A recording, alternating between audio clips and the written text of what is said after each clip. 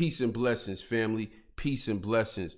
Hope all is well. Shout out to all my troopers out there, man. I am your host, CueBracey, and today I'm going to be reacting to a story that illustrates perfectly entitlement, greed, and manipulation. This story is about the United States women's soccer team winning $24 million in equal pay settlement. Ironically, this news came out February 22nd, 2022. These women were awarded $22 million. The U.S. Soccer has agreed to pay a lump sum of $22 million, and they will also put $2 million into a fund. I thought that was interesting. Like, oh, I guess they just picked a number, huh? 22 and 2. Anywho's, before we get into it, make sure you like, share, subscribe. Thank you for your support. For all the people that do. For all the people that don't, it's free. Stop being a hater. Let's get it. Now, this episode is going to be a facts over feelings episode, because I notice when we talk about these type of things, people have a tendency to get in their feelings about it as opposed to looking at the facts.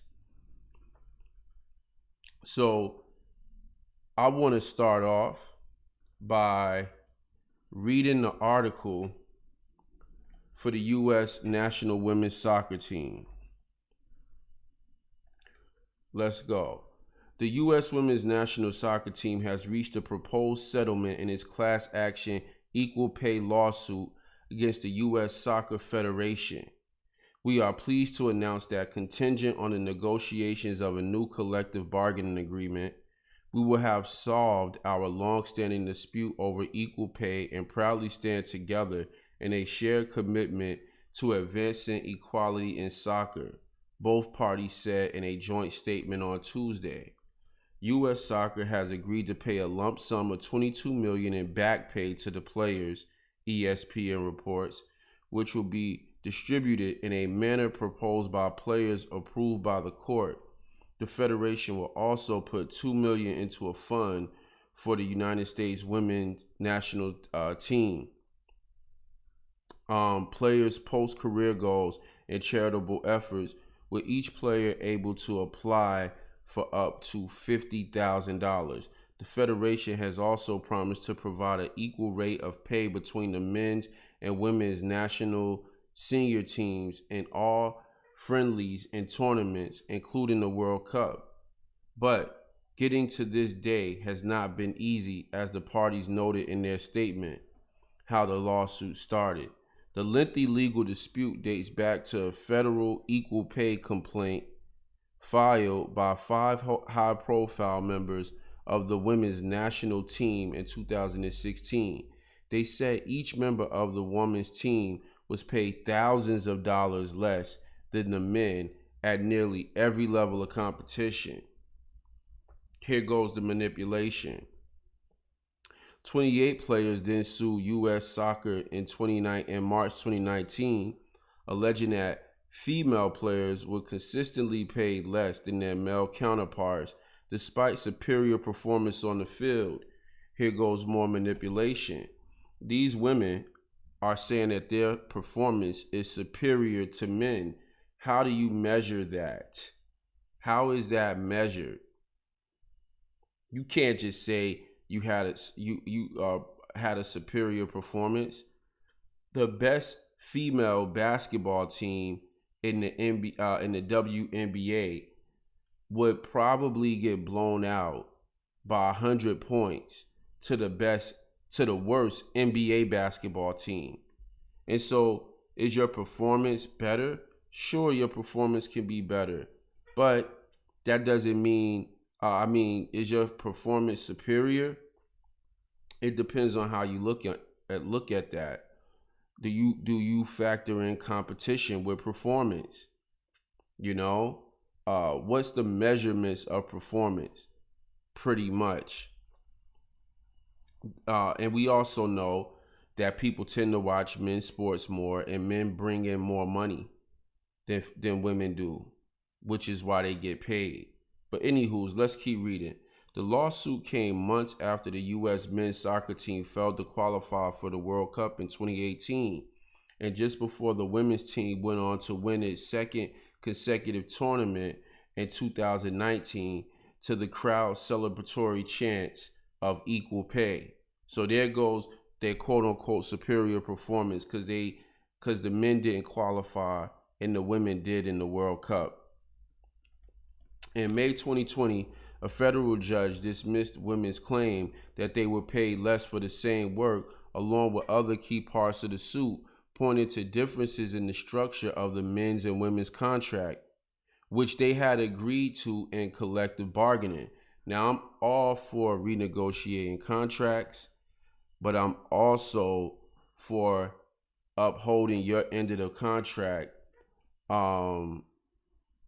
as well. So this is something that can be very tricky, right? Because I do believe sometimes you need to renegotiate your contract.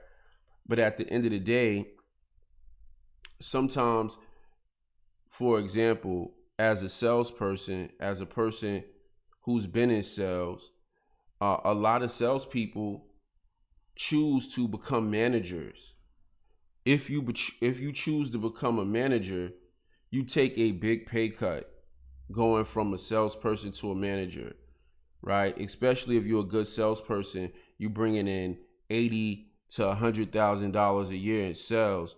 I didn't get there, but I had two people that I worked with that reached that point. I got to 60,000, a little bit over, but still, the point is, there were people making big time money.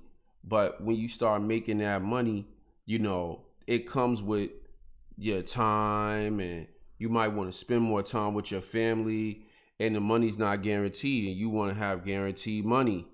So you say, you know what? I'll take less for the guarantee. And that was a conscious decision you made. So to come back and renegotiate is a sign of greed now, because you want to have your cake, you want to eat it too. Meaning that you pretty much want guaranteed pay, no matter if you're sick, no matter what. You want guaranteed pay, and you want the benefit of getting the same commission that your salespeople get. No bueno. And that's what's happening right here. Other aspects of the suit related to working conditions were settled out of court in December.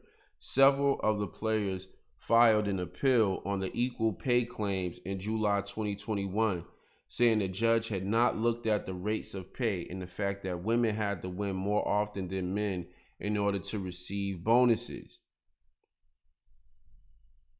So now they saying we winning more and we not receiving the bonus. Yes, you may be winning more, but you are also not really playing against the same level of competition. For real. It's not quite final yet. The settlement is contingent on the ratification of a new collective bargaining agreement by the USWNT Players Association. The players in the federation are operating under a memorandum of understanding that runs through the end of the end of March. The district court will be able to schedule final approval of the settlement once the agreement has been ratified. After the parties finalize the settlement agreement, they plan to advise the district court of the settlement. So basically, they started off with 66 million and it got down to 22 million. But this is what I want to do now. Let's go fact check. And this is the greed, this is the entitlement, and this is the manipulation. When we go fact check, is the women's national soccer team paid less than the men's team? Let's see. U.S. soccer player and World Cup champion Megan Rapinoe told Congress Wednesday on what has come to be known as Equal Pay Day that she and her teammates are paid less than their male counterparts because they are women. Rapinoe told Congress, despite the success of the women's national soccer team, we are still paid less than men for each trophy, each win, each tie, each time we play. Yes, because you were getting guaranteed money regardless if you won or lost. Now, when you start losing and you get less money, don't complain. But let's keep going. And if that can happen to us, to me, with the brightest light shining on us, it can and it does happen to every person who is marginalized by gender. See, this is where things always get, to me, it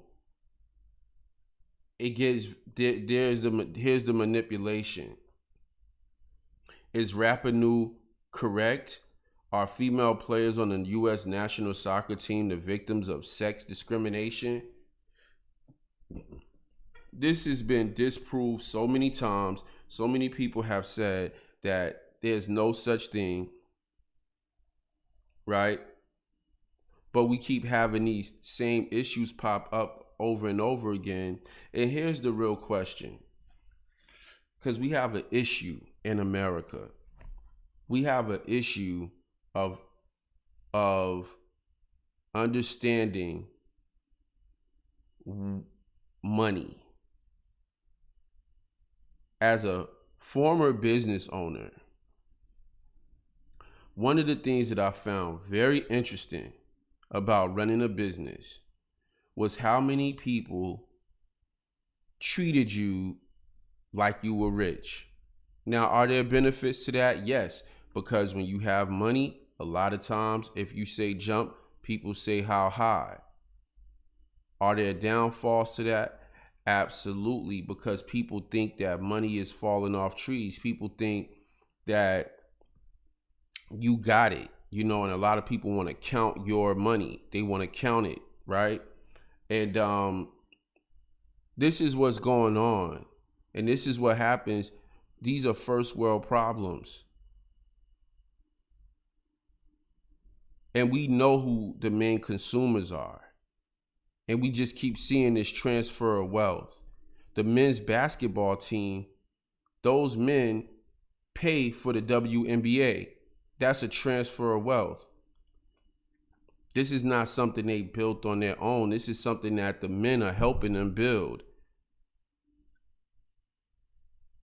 And so we talk, it's the entitlement is this. Here's the entitlement.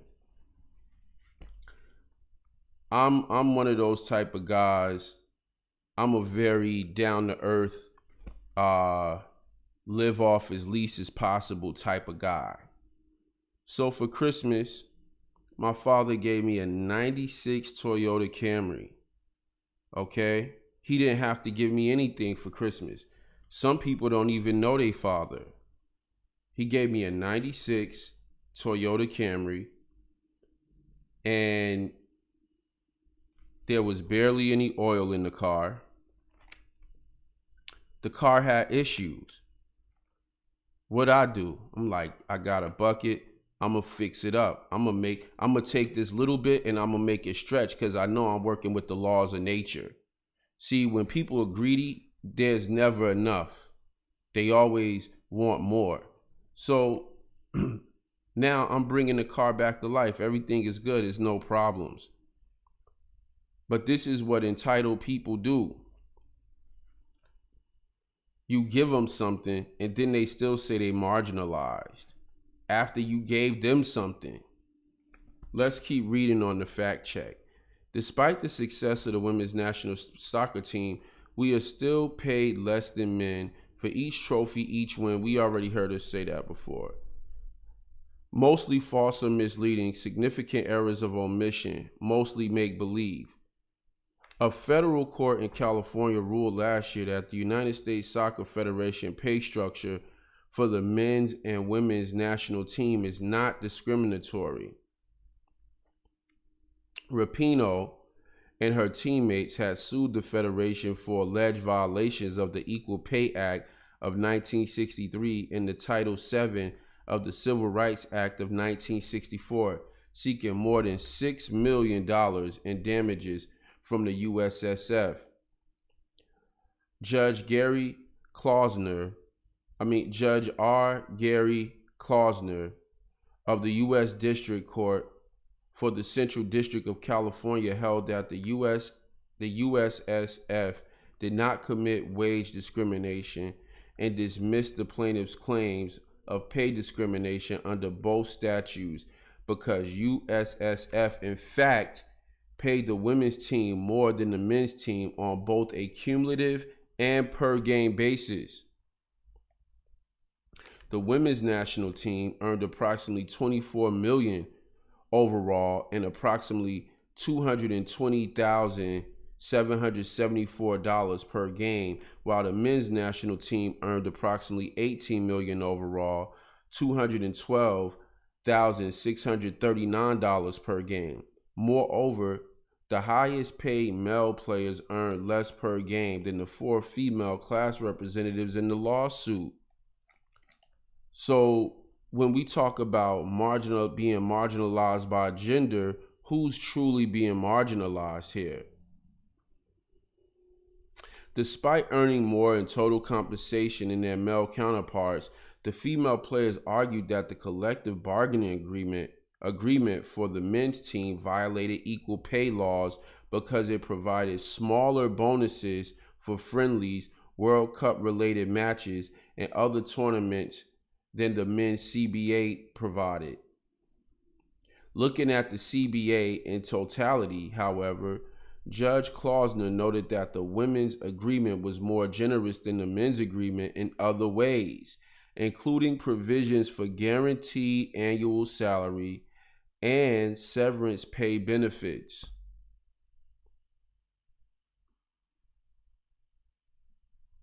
The women's CBA guaranteed that the members of the team would be paid regardless whether they played, whereas the men's CBA stated that players will only receive compensation for coming to camp and actually participating in a match. Klausner further rejected the female players' argument that they were discriminated against because they would have earned even more under the men's CBA. Even more. Here goes the greed. Having rejected an offer to be paid under the same structure as the men's team, Klausner wrote, the women's team cannot now retroactively deem their CBA worse than the men's CBA by arguing that they would have made more under the structure that they themselves rejected.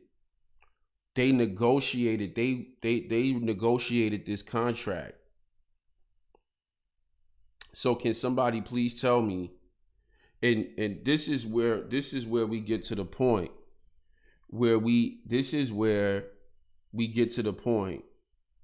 the question of why men are going their own way becomes vital.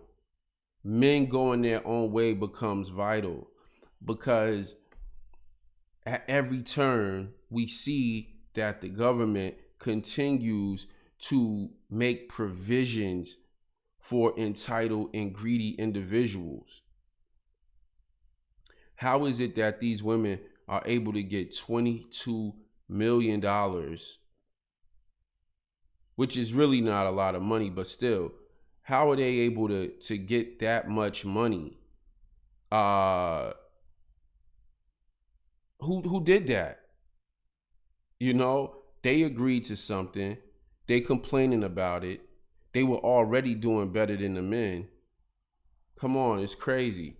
Although the judge rejected the women's claim of pay discrimination, he said that the team could proceed with their claim of discriminatory working conditions, allegations that the USSF violated Title VII, providing the male players with superior travel and hotel accommodations, medical support, training, and other support services. Late last year, the women and the USSF settled the working condition portion of the case. The settlement agreement calls for charter flights, hotel accommodations, venue selection, and professional staff support equitable to that of the men's national team. Plaintiffs plan to appeal the court's wage discrimination ruling, the U.S. Court of Appeals for the Ninth Circuit. So you see this here. You see, we are essentially rewarding bad behavior. We are rewarding greed and entitlement. Think Before You Sleep did a very interesting video where he was reviewing a woman who was on the island. It was a survival game, and she was on the island, and she was acting very entitled. She was acting very nasty. And at the end of the day, you know, when she got back home, she started acting the same way. Nothing changed, right? Listen to what he had to say. She goes right back to her delusion. If I were put with someone or a group, she sees him as a beta. If you watch the episode, and if you watch the special that was done about the episode, you will see Forrest basically doing everything for her. She appreciates none of it. Pay attention, guys, because all the effort that Forrest puts in was not only wasted time and resources on his part, but it only fed Cassie's ego because she can just go around and get everything for free. This is what you get when you provide women stuff for free and don't expect anything in return. Second, look at how much effort it took to get her to change, and look how they did it. She stood her ground on her uselessness until the second to last day. The only thing that got her to change was a threat on her survival. If that wasn't there, then she never would have changed. And you can tell that's the case because the second she gets back home and the resources come back, she goes right back to her delusion. if I were put with someone or a group of people who kind of sucked, you know, with their survival skills, I would have had to step up to the plate more. So if they did decide to ditch me, I mean, I would have dealt with it. I would have literally had to try my hardest to survive. After they got back, Forrest adds more light on the situation in a Reddit AMA, saying that the only reason Cassie wanted to be on the show was so she could become famous. He has since cut contact with her, despite her change of heart on the show. However, we're not finished quite yet because there's one major caveat to this whole situation. It's that the government has made it impossible for you to initiate the social pressure that got Cassie to temporarily change. Back in society, you can't refuse to give her resources. If you are in a marriage and your wife is acting like Cassie, there is nothing you can do. The only way she will change is if you remove your support. But if she divorces you, she still gets child support, she still gets alimony, she still gets welfare, and she gets the kids. Without the threat of consequences, no changes will be made. And that's human nature. This is why MGTOW exists, and this is why the only intelligent decision is to not play the game. The government has made it impossible for the game to be played properly, so the only correct decision is to not play the game. And these things will never change until men stop giving women free stuff. I totally love cats, you know. My cat is my boyfriend. I'm totally gonna go home right after this. But yeah, my cat, no man can beat him. That's why I don't have a boyfriend. I think we just got a snapshot of Cassie's future. And so now, this is exactly what we see when we look at the soccer team and and them being awarded this money. This is what we see. The game can't be played properly. Now, women more than anybody else can yell discrimination, and they can get all the benefits that men get. They can even get more benefits than men. They can even take benefits away from men. And we just supposed to, and our country is supposed to thrive like this. We not thriving. The U.S. soccer team, and I think it's so fitting, on February 22nd, 2022, I think it's so fitting that this has happened and they getting paid $22 million because it shows how trivial, it shows how You know, a lot of times we talk about signs and symbols and how people use signs and symbols to speak something without saying it. To me, the $22 million, this is my gut. The $22 million is saying it's trivial. It doesn't even matter. As a matter of fact, just to take it a step further, let's make it $22 million and a $2 million bonus or whatever. Yeah. We can't keep operating like this. Anywho's, if you would like to support my work, like, share, subscribe, leave a comment below, and we'll be back in here with more videos for y'all. Let me see if this okay. That's enough for this video. All right, I just had to check something. Peace.